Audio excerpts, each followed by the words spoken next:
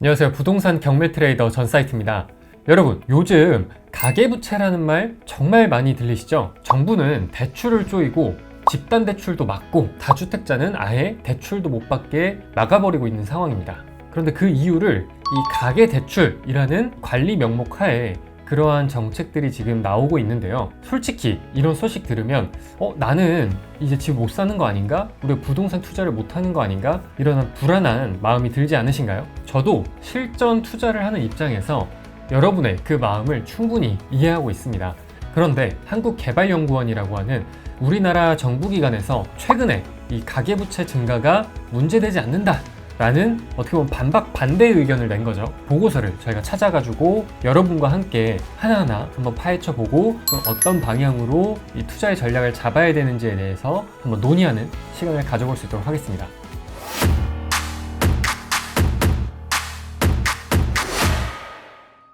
자, 그럼 화면에 보고서를 같이 한번 보겠습니다.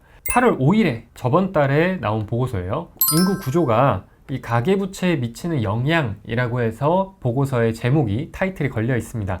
이 타이틀에서 나타나듯이 우리가 지금 고령화로 가고 있잖아요. 가계부채의 증가가 사실은 크게 문제가 안 될 수 있다라는 내용을 이 타이틀에서도 보여주고 있는 겁니다. 여러분, 이 보고서를 보시면 우리나라의 가계부채 비율이 어느 정도 될까요? 90%에 육박한다고 되어 있습니다. 즉, 내가 1년에 벌어들이는 이 소득 대비 빌린 돈의 비율이 90%에 육박한다는 거예요.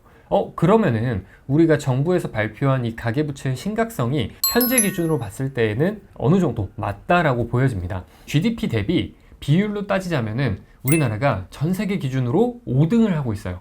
이게 좋은 걸까요? 전 좋진 않다고 봅니다. 그만큼 돈을 사람들이 빌리고 있다는 거기 때문에, 그래서 이게 1990년대 후반 이후부터 경기 변동이 있어도 줄지 않고 계속 올라왔어요. 이 4번 그래프를 보시면 인구 구조와 가계부채 비율의 관계에 대해서 나옵니다. 사람들이 오래 살게 되면서 부채 비율이 늘어났다. 그래서 기대 수명이라고 하죠. 여기선 자녀 수명이라고 표현하는데, 우리나라의 기대 수명이 이 GDP 평균, OECD 국가의 평균 대비 더 높은 상황입니다. 의료의 기술의 질이 좋기 때문에 더 오래 산다라고 이해하시면 될 것 같습니다. 그래서 기대 수명, 즉 자녀 수명이 늘어나면서 고령층은 더 오래 살 준비를 위해서 저축을 늘리고, 청년층은 그 자금을 빌려서 집을 사면서 그 부채가 더 많아지고 있는 상황이다라고 이해하시면 될 것 같습니다. 아랫단에 그래프를 보면 이해가 더 잘 되실 거예요.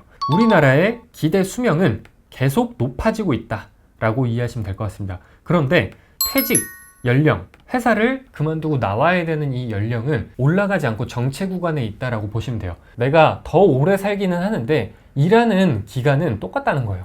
그러면 그 기간만큼 내가 소득이 없는 상태에서 버텨야 되기 때문에 저축을 더 많이 할 수밖에 없는 그런 상황이 되게 됩니다. 그래서 옆에 6번에 연령대별 이 자산의 규모를 보시면은 30대부터 60대까지는 쭉 올라가죠. 그러면서 60대부터는 이제 노후 자금을 사용을 해야 되기 때문에 이 순자산이 꺾이는 이러한 부분을 우리가 볼 수 있습니다.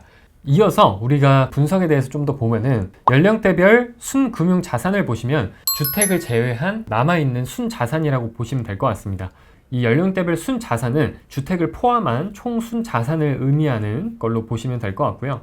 그래서 밑에 이 그림 7번과 8번을 보시는 게 훨씬 더 정확한 데이터로 보여집니다. 보시면은 이 40대까지는 이 순금융 자산이 증가하는 추이는 아니고요. 이 40대부터 60대까지 쭉 올라갔다가 80대까지 쭉 떨어지죠. 즉, 우리가 40대부터 요때 이제 경각심을 느끼고 모으기 시작해서 60대까지 쭉 모으고 퇴직 이후부터는 이것들을 사용을 한다라고 이해하시면 될 것 같습니다.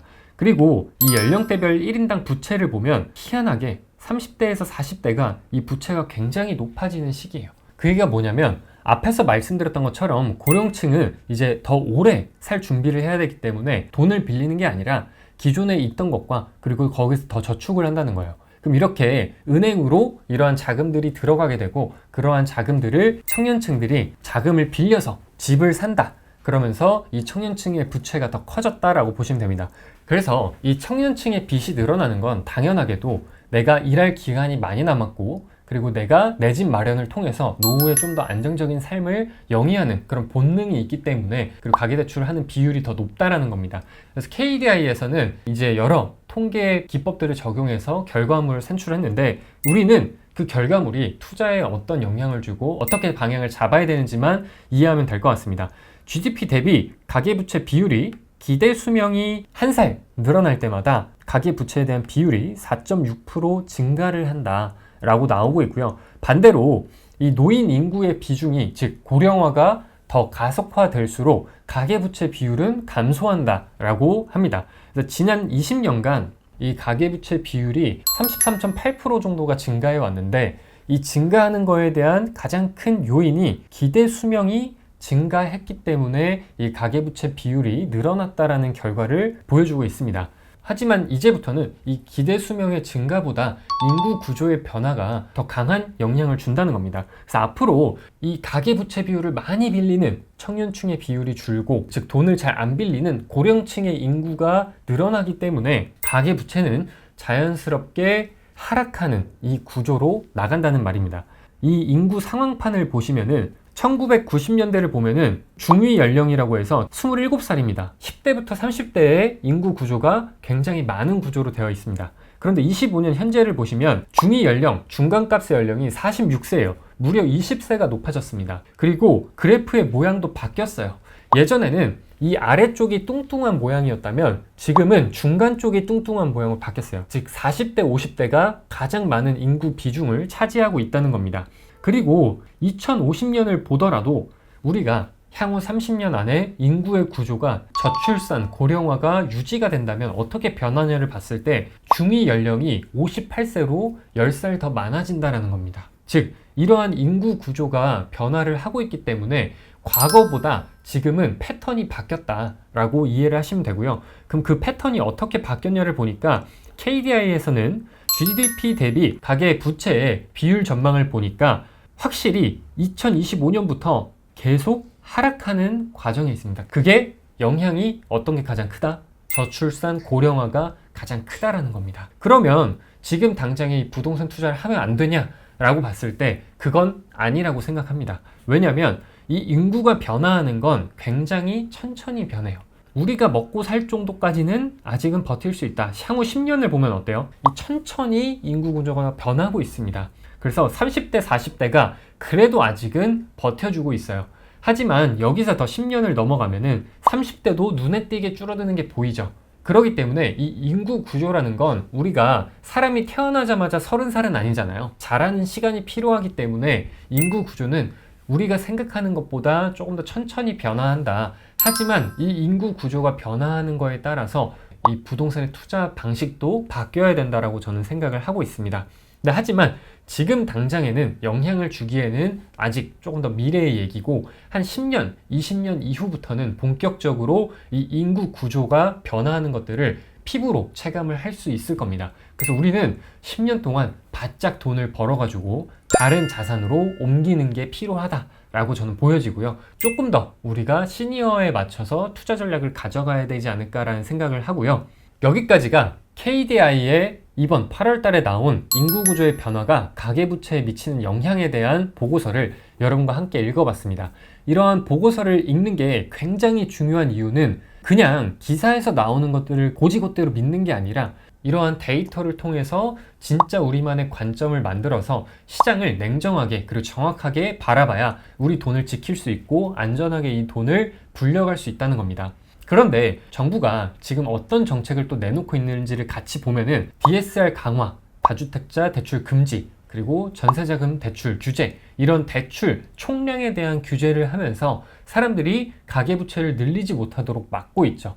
이것들은 단기적으로는 당연히 효과가 있습니다. 수요를 억제하는 효과는 있어요. 하지만 21년도부터 22년도에 이러한 대출 규제가 나왔을 때 똑같이 집값이 엄청난 상승을 보였었습니다. 그래서 앞에서 말씀드렸던 것처럼 이 가계부채는 자연스럽게 감소하는 이런 방향으로 갈 수밖에 없는 이러한 인구 구조적 방향을 갖고 있기 때문에 본질적으로 수요와 공급을 비중을 맞춰주는 작업에 집중을 해야 된다고 생각합니다. 물론 장기적으로 봤을 때는 이 DSR이라는 거, 이런 규제는 더 적극적으로 도입은 돼야 된다고 생각합니다. 지금 이 가계부채랑 기업대출의 연체율은 높아지고 있어요. 그렇기 때문에 한 사람이 받을 수 있는 적정 비율을 정해주기는 해야 된다라고 생각은 하고요. 하지만 지금처럼 이런 대출 규제로 시장을 아예 억누르다 보면은 분명히 어딘가에서는 이 튀어나간다라고 생각은 하고 있습니다. 우리는 이 보고서를 통해서 그리고 정부의 현재 정책을 통해서 두 가지의 투자 방향을 한번 잡아볼 수 있을 것 같습니다.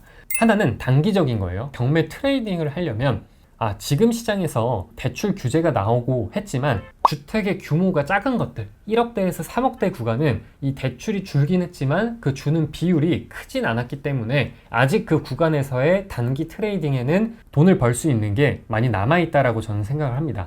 그리고 실제 지금도 주택 거래는 활발하게 되고 있습니다. 그리고 규제가 나오면서 내가 가지고 있는 이 상황을 어떻게 활용하냐가 굉장히 중요해졌어요. 내가 신용대출을 받을 수 있냐, 아니면 기존의 주택에서 생활안전자금을 활용할 수 있냐, 이런 것들을 여러 공부와 그리고 전 사이트 채널을 통해서 어떻게 방향을 잡아가야 될지를 같이 한번 댓글로 논의해보면 좋을 것 같고요. 그리고 장기적인 방향 두 번째, 확실히 인구의 구조가 줄면서 가계부채 비율도 줄 겁니다.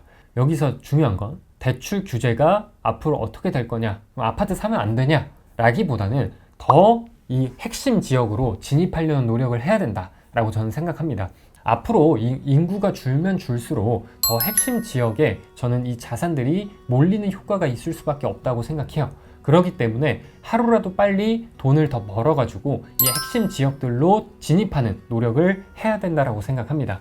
지금 같은 시기에 우리는 더 단기간에 내 자산을 빠르게 증식을 해야 되기 때문에 경매 트레이딩에 집중을 해야 되는 시기라고 저는 생각을 합니다. 대출 규제 때문에 여러분의 경쟁자들은 움츠려들 겁니다. 하지만 반대로 이 대출 규제, 매매사업자 규제 이런 것들은 일반 수요자한테 해당하는 것은 아닙니다. 수요자들은 전세, 월세, 매매 중에서 더 나은 것을 선택을 해야 되기 때문에 집을 사야 되는 사람들이 계속 있다는 겁니다. 꾸준하게. 그래서 이럴 때 여러분이 개인의 상황을 보고 전략을 잘 세우면 경매에서 훨씬 유리한 조건으로 부동산을 잡을 수가 있다라는 거고요.